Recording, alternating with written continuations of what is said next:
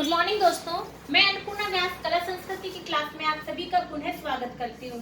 दोस्तों, हमारी जो पार्ट 4 की क्लास है वो रिमेनिंग जहाँ जोधपुर शैली के अंदर छूट गई है वहीं से हम इसको पुनः स्टार्ट कर रहे हैं। दोस्तों, थोड़ा सा संघर्ष तो करना ही पड़ेगा क्योंकि संघर्ष के मार्ग पर जो वीर चलता है, संघर्ष के मार्ग पर जो वीर चलता है दोस्तों, उसी के वही इस पूरे संसार को बदलता है। संघर्ष के मार्ग पर जो वीर चलता है वही इस संसार को बदलता है। मुसीबतों अंधकार से खुद से जिसने जंग जीती है वो ही सूर्य बनकर निकलता है। तो दोस्तों, इसी संघर्ष के साथ हम पुनः इस क्लास को प्रारंभ करते हैं। दोस्तों, मैंने आपको अभी जोधपुर जो पार्ट 4 रिमेनिंग की ही क्लास के नाम से आपको यूट्यूब चैनल पर ये क्लास मिलेगी दोस्तों, कि पार्ट 4 का रिमेनिंग। ठीक है दोस्तों, तो इसके अंदर हमने यहाँ तक पढ़ा था कि प्यासे कोए की कहानी, प्यासे कोए की कहानी और ढोला मारू का चित्रण मिलता है।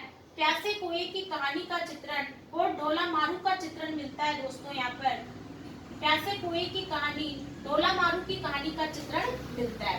इसी के साथ में दोस्तों एक बहुत ही महत्वपूर्ण सवाल जो कि आपके एग्जाम के अंदर पूछा गया है कि पंचतंत्र पर आधारित चित्र राजस्थान की किस शैली के अंदर मिलते हैं दोस्तों। तो पंचतंत्र पर आधारित चित्र राजस्थान की किस शैली के अंदर मिलते हैं। तो पंचतंत्र पर आधारित चित्रों का संबंध भी हम कहाँ से बता रहे दोस्तों, जोधपुर शैली से आधारित चित्रों का संबंध। सर्वाधिक चित्र कहाँ मिलते हैं, जोधपुर शैली में मिलते हैं। ये भी आपके एग्जाम के अंदर पूछा गया क्वेश्चन है कि पंचतंत्र पर आधारित चित्रों का संबंध राजस्थान की किस शैली से है। तो दोस्तों आपको बताना है जोधपुर शैली से। आप लोग इसका एक बार स्क्रीनशॉट ले लीजिए दोस्तों।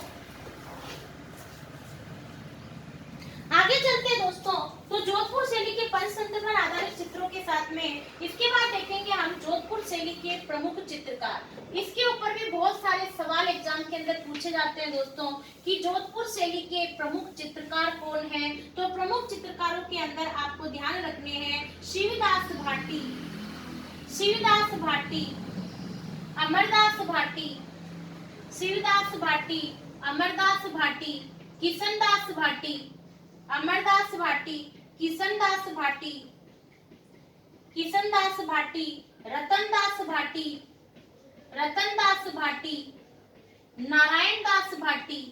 ठीक है दोस्तों, तो ये आपके एग्जाम के अंदर उपस्थित थे दोस्तों। रतनदास भाटी, नारायण दास भाटी, नारायण दास भाटी। और दोस्तों चार प्रमुख नाम मिलते हैं हमें, रामा, नाथा, छज्जू और सेठ।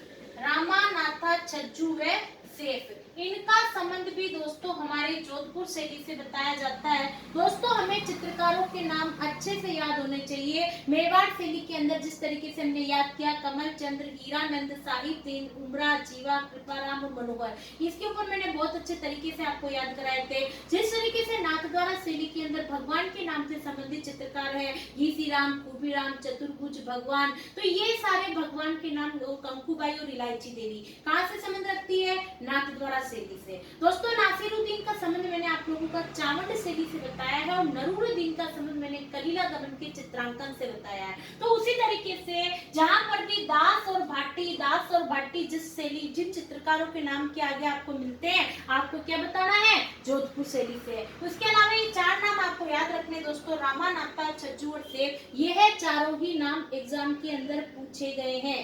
ठीक है दोस्तों, आगे चलते हैं अपन। तो इन चित्रकारों के नाम के बाद में दोस्तों मैं आपको एक बहुत ही महत्वपूर्ण बात बताती हूँ कि यहाँ पर इस शैली के अंदर हमें मरु के टीले, मरु के टीले व खेजड़ी वृक्ष का चित्रण भी, मरु के टीले और खेजड़ी के वृक्ष का चित्रण भी कहाँ से मिलता है दोस्तों, हमें खेजड़ी के वृक्ष का चित्रण भी हमें जोधपुर शैली से मिलता है। खेजड़ी के वृक्ष का संबंध दोस्तों खेजड़ली गांव जोधपुर से होने के कारण बताया जाता है, क्योंकि दोस्तों खेजड़ली गांव जोधपुर के अंदर का क्या संबंध है खेजड़ी के वृक्ष का।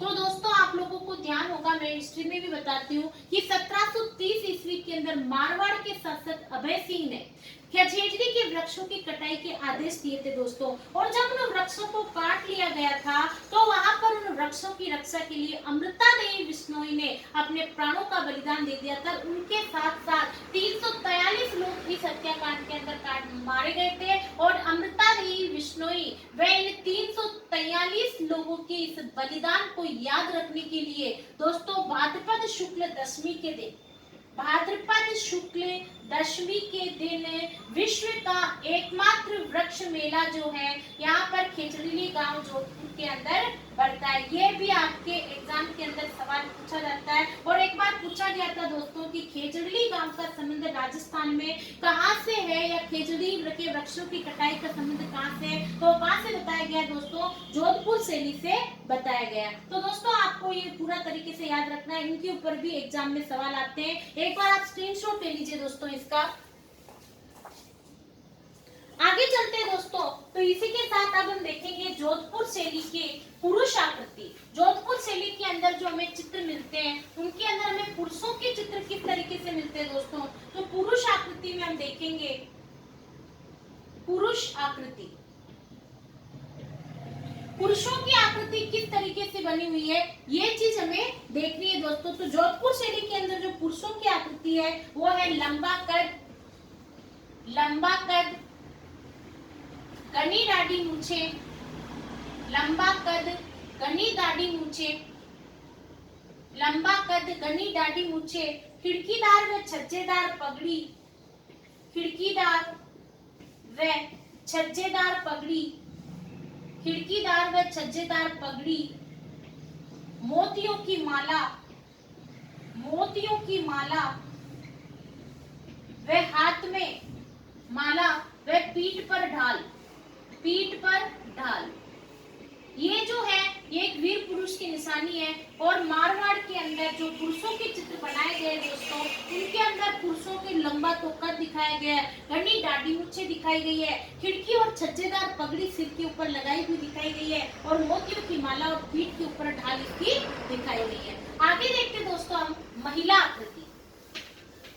महिला आकृति के अंदर देखेंगे दोस्तों हम, तो महिला आकृति के अंदर आपके पास में महिला आकृति में गठीला बदन, गठीला बदन, गठीला बदन, लंबी अंगुलियां, गठीला बदन, लंबी अंगुलियां, बादाम सी आंखें, ये जो सारी शैलियां हमें महिला चित्र में मिलती है वो हमें कहाँ पर मिलती है दोस्तों, मारवाड़ शैली के अंदर।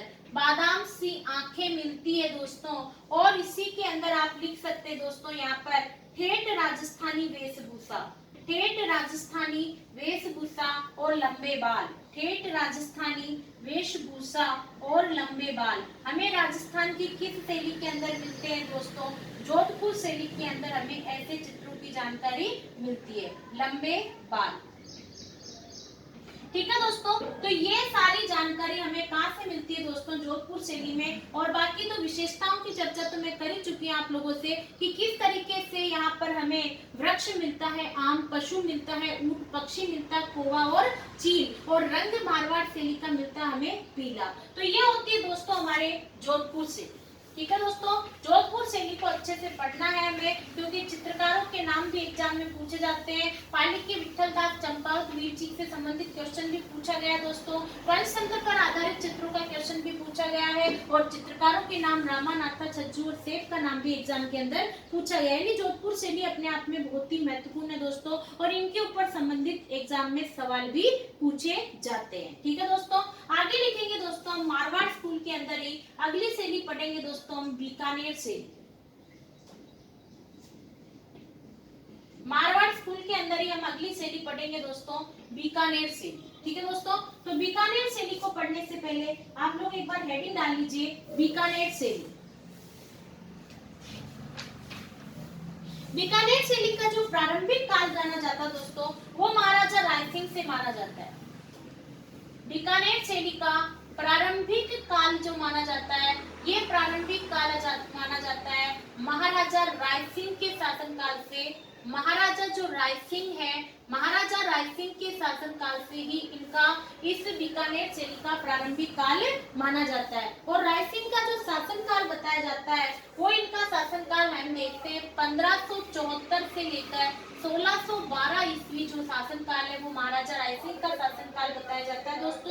और इन्हीं से बीकानेर शैली का प्रारंभिक समय भी बताया जाता है। और जो प्रारंभिक काल बताया जाता है तो इन महाराजा राय सिंह के समय ही एक भागवत पुराण का चित्रण किया गया था। इन्हीं के समय भागवत पुराण का चित्रण हुआ। आप लोगों ने भागवत पुराण तो पढ़ी है, नाम सुना ही है, श्रीमद् भागवत। तो भागवत पुराण को चित्रों के माध्यम से ग्रंथ में बनाया गया दोस्तों। तो भागवत पुराण का चित्रण इन्हीं के राय सिंह जी के समय किया गया, जो कि इस शैली के प्रारंभिक चित्र माने जाते हैं। इस शैली के क्या माने जाते हैं दोस्तों? जो कि इस शैली के प्रारंभिक चित्र माने जाते हैं या महत्वपूर्ण चित्र माने जाते हैं। तो आपको ध्यान रखना है कि बीकानेर शैली का प्रारंभिक काल क्या से माना जा रहा है? महाराजा राय सिंह से 1574 से 1612 ईस्वी। और भागवत पुराण का चित्र इस शैली का क्या माना जा रहा है? प्रारंभिक चित्र माने जा रहे हैं, सबसे महत्वपूर्ण चित्र यहाँ के माने जा रहे हैं। ठीक है दोस्तों, आगे देखते हैं अपन कि इस शैली का जो स्वर्ण काल है, ये तो हुआ प्रारंभिक काल महाराजा राय सिंह का। अब देखेंगे दोस्तों हम इस बीकानेर शैली का स्वर्ण काल किसके काल से माना जा रहा है? जो इस बीकानेर शैली का जो स्वर्ण काल माना जा रहा है दोस्तों, वो माना जा रहा है महाराजा अनूप सिंह के शासनकाल से माना जा रहा है।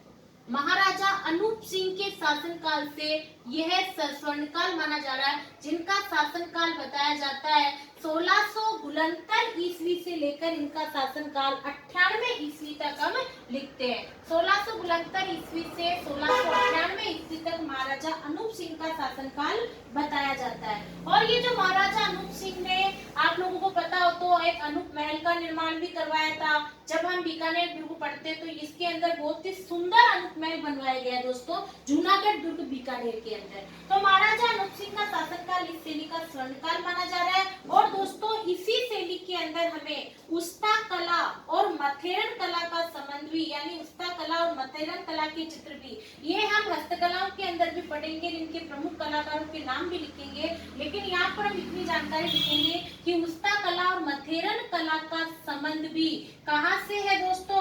बीकानेर से है, यानी बीकानेर शैली से ही हमें मिलता है। तो स्वर्णकाल किसका? महाराजा अनूप सिंह का। प्रारंभिक काल महाराजा राय सिंह का। अब दोस्तों इसके अंदर हम देखेंगे कि प्रमुख विशेषताएं क्या मिलती है। तो दोस्तों जो जोधपुर शैली में थी वही इसकी प्रमुख विशेषताएं होगी। यहाँ पर भी वृक्ष होगा आपके पास में, आम, रंग होगा आपका यहाँ पर भी पीला, पशु होगा यहाँ पर भी हाथी, और ऊंट, और जो पक्षी होगा वो होगा आपके कौवा और चील। तो ये जो जानकारी मिलती है दोस्तों, ये हमें यहाँ की प्रमुख विशेषताओं की जानकारी मिलती है। ये होती है दोस्तों हमारे पास में बीकानेर शैली। आगे देखते हैं दोस्तों हम बीकानेर शैली के प्रमुख चित्रकारों के नाम देखते हैं। तो बीकानेर शैली में प्रमुख चित्रकार मिलते हैं रामलाल, अलीराजा, हसन, रुकनुद्दीन। रामलाल, अलीराजा,